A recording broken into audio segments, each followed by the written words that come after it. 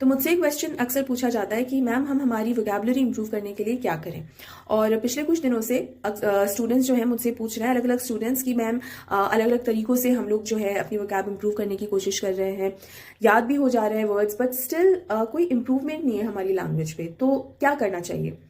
तो बेटा, जो सबसे अच्छा तरीका होता है ना, वो ये होता है कि जब आप कुछ सीख रहे हो तो उसका यूसेज भी जरूरी होता है। फॉर एग्जाम्पल, अगर आपने कोई रेसिपी पढ़ ली ना, तो उससे आप कुक या शेफ नहीं हो जाएंगे, आपको वो खाना बनाना पड़ता है। इट मीन्स कि आप जो भी वर्ड्स सीख रहे हैं ना, उनको यूज भी करना बहुत जरूरी होता है। ये बहुत ही एक अच्छा तरीका होता है। और आपके लिए आप ये देखिए कितना सॉर्टेड है कि जहां आपको टीचर्स जो है वो वर्ड ऑफ द डे सिखा रहे हैं, अलग अलग वर्ड्स आपको सिखा रहे हैं विद एग्जाम्पल्स, राइट?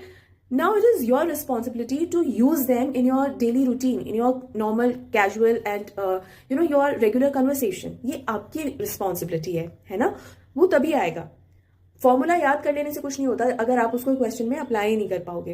तो वर्ड्स भी ऐसे ही हैं कि जब आप अलग अलग अच्छे अच्छे वर्ड्स सीख लेते हो तो आप उनको अपनी कन्वर्सेशन के अंदर भी इस्तेमाल कीजिए। अब स्टूडेंट्स का रहता है कि मैम इस्तेमाल कैसे करें। तो देखिए बेटा, वैसे तो बहुत सारे तरीके होते हैं, लेकिन मेरे स्टूडेंट्स के लिए मैं एक बता दूं कि आपकी जो एनसीईआरटी बुक्स है ना, प्लीज रीड देम प्रॉपरली, क्योंकि उसमें कोई भी कहानी है, कोई भी स्टोरी है, उसको जिस तरीके से एक्सप्लेन किया गया है, हर कैरेक्टर का जो एक एक्सप्रेशन होता है, उसका जो इमोशन होता है, वो किस तरीके से एक्सप्लेन किया गया है, किन वर्ड्स को यूज किया गया है, यानी उन वर्ड्स के प्रॉपर यूसेज होते हैं आपकी पूरी की पूरी स्टोरी में, हर चैप्टर के अंदर।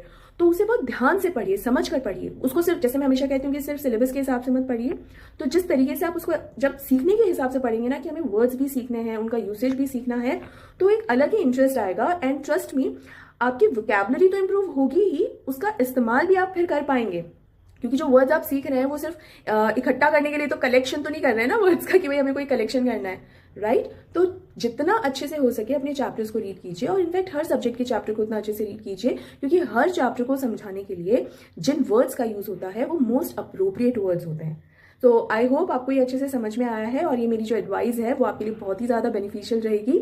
अगर हाँ, तो कमेंट करके मुझे ज़रूर बताइएगा कि आपको ये एडवाइस कैसी लगी, और मेरे चैनल के साथ बने रहिएगा। Take care.